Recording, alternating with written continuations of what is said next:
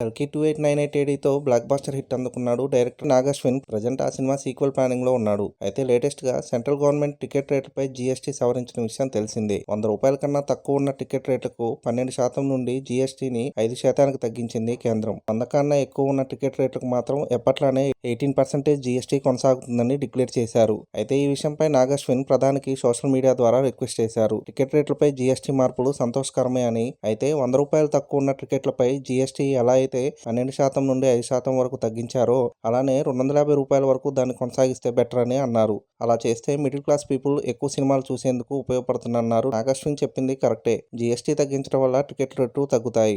దానివల్ల ఎక్కువ మంది సినిమాను థియేటర్లో చూడటానికి ముందుకొస్తారు. నాగశ్విన్ ఎక్స్లో పెట్టిన ఈ పోస్ట్ కి సినీ లవర్స్ ఇంకా నెటిజన్స్ నుండి సపోర్ట్ వస్తుంది. మరి కేంద్రం ప్రవేశపెట్టిన సినిమా టికెట్ రేట్పై జీఎస్టీ విధానం గురించి మీ ఒపీనియన్ ఏంటో కింద కామెంట్లో చెప్పండి. అదండి సంగతి. ఇలాంటి ఇంట్రెస్టింగ్ విషయాలు మరెన్నో తెలుసుకోవడానికి మా ఛానల్ని సబ్స్క్రైబ్ చేసుకోండి.